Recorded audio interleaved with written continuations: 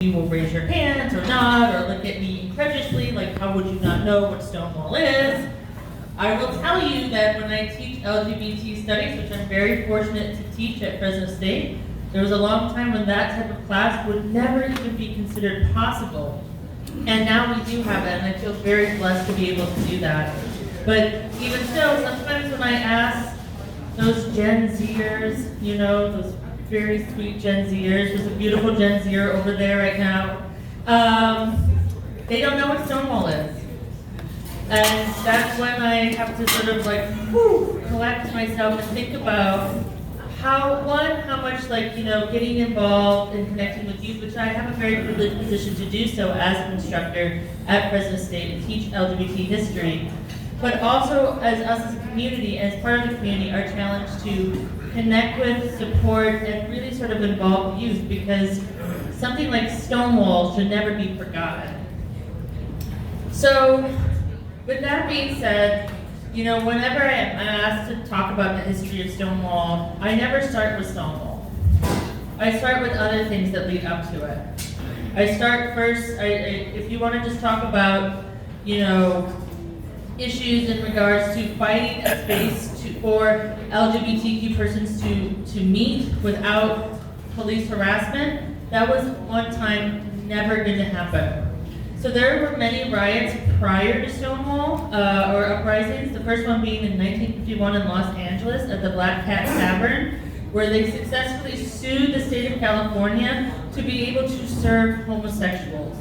This is during the time where not only was homosexuality illegal, but also cross-dressing. So many of our trans community and those who would wear clothing, you could be arrested on the street if you wore clothing of 3 pairs of clothing of the opposite gender of you. So these raids would often come in to these places to arrest, and not only would you get arrested, your name would be in the paper, and it could destroy your career and your life. So the first one happened in 1951, and with that also came another sort of movement.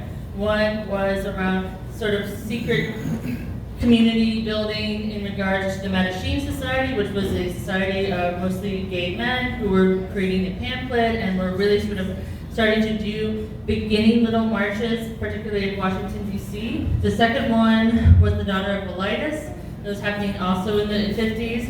Similar concept, but for lesbian women. The next riot that would happen, does anybody know? The next sort of uprising? San Francisco? At a cafe? Cafeteria. I have a historian right next to me, so I feel very, like, I'm almost like, oh my God.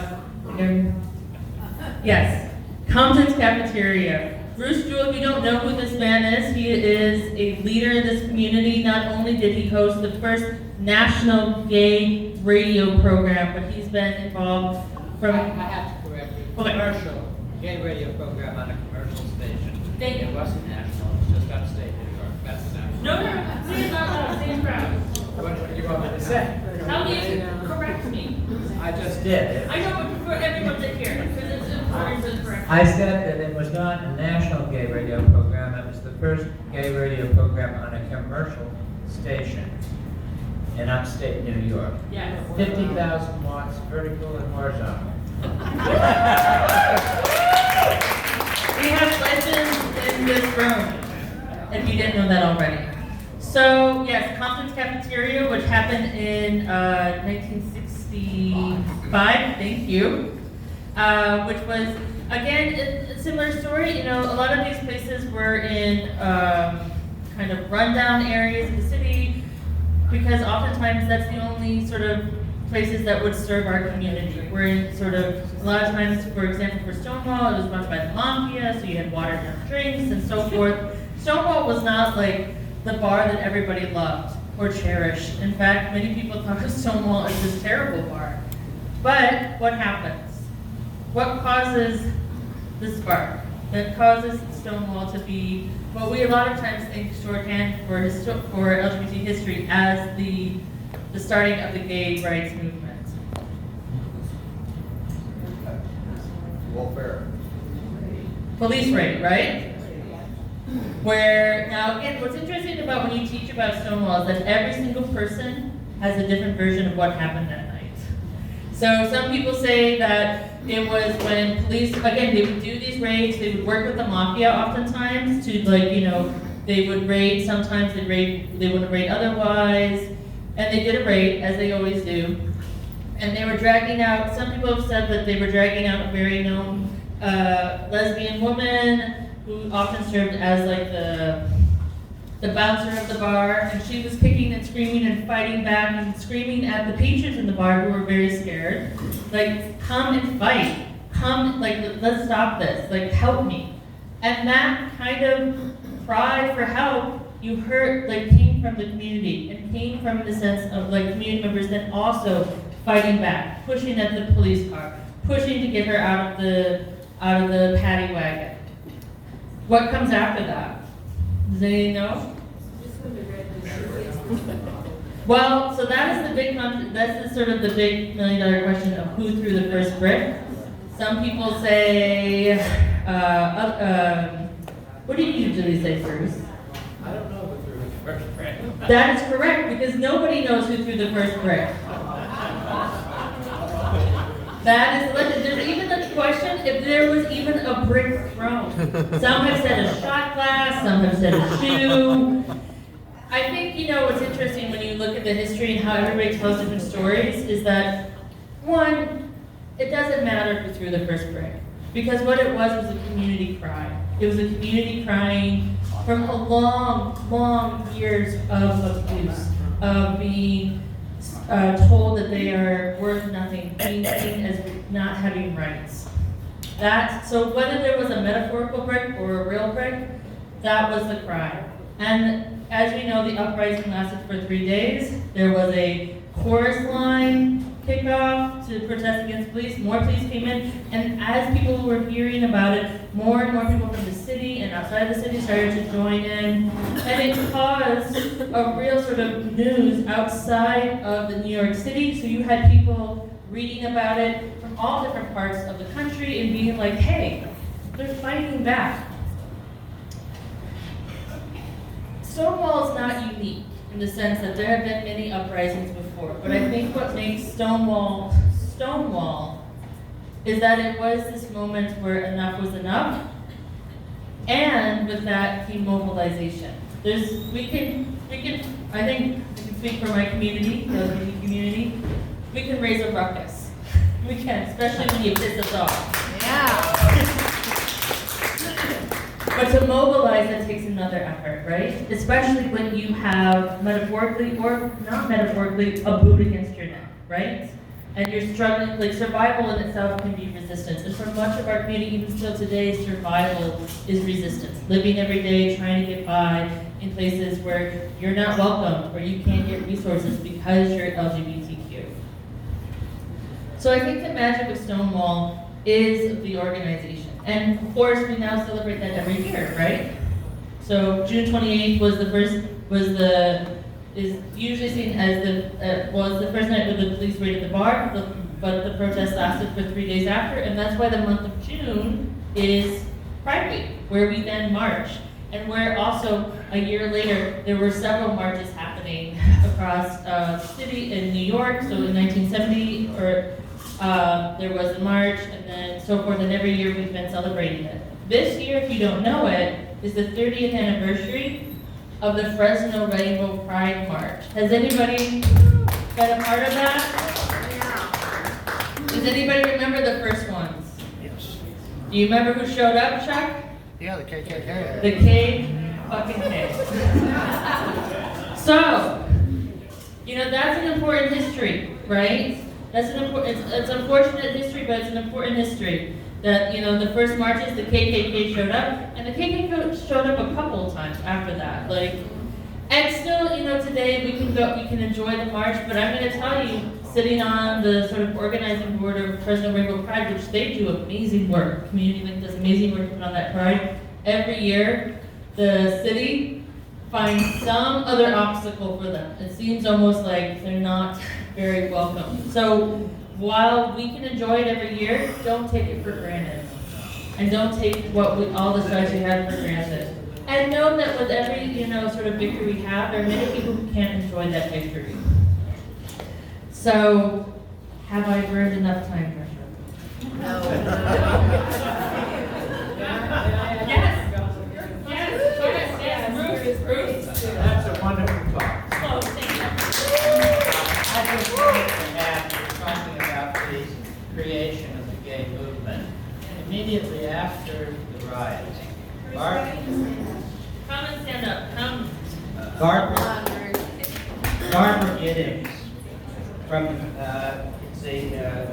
Daughters of Elias, and Franklin Kameny, who was a kind of lighthouse for the gay movement in Washington, D.C., got together with people who had been involved in the riots and were interested in further organization, and formed the GLF, Gay Liberation Front. And so the Gay Liberation Front became, for a while, the leading gay organization. It later split up and became the Gay Activists Alliance. I just wanted to add those couple of things. Well, gosh, thank you, Bruce. Okay, what do we do? Well, does anybody want to share a coming out story? I can share mine. Okay.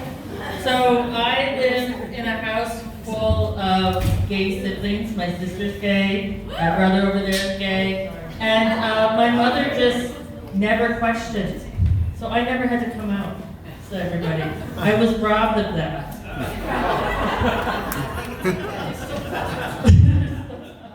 So that's my coming out story, that I still have yet to come out. Because it was just automatically assumed. Whether, like, maybe my mom picks me up and went like, yeah, this one is going to be. She wasn't sure about my sister or my brother, but this one they found. Okay. I think I've successfully embarrassed myself. Okay. So right now is when we're supposed to be introducing Ricardo Laura. He's still not here. So, do you want to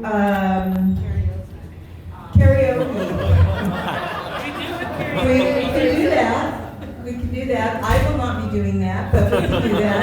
Magdalena is here. Magdalena is the another. She serves with the Analytics State Center Community College School Board Trustee. She's also in charge of the Democratic booth at the fair, and that's a lot of work.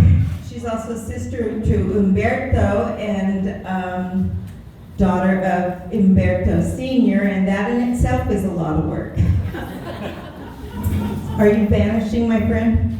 She's coming back. Thank you for coming by. She's coming back. Okay. Jewel, you want to say anything? Yeah, sure. Okay.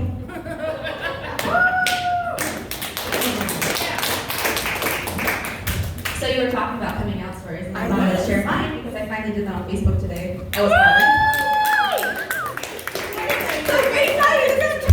Well, I came out in 2015, so I'm gonna make it really quick. I remember I was homeschooled and I was kind of pulled out of school, and it was this whole thing. But I told my parents, and they were very accepting. I kept it from some family. It was hard and just selective. I understand that. Right, and I was told, well, you don't know because you've never had a girlfriend, you have a boyfriend, and you have to do this, and you have to do that. So I kind of went through all the phases, and I'm bi.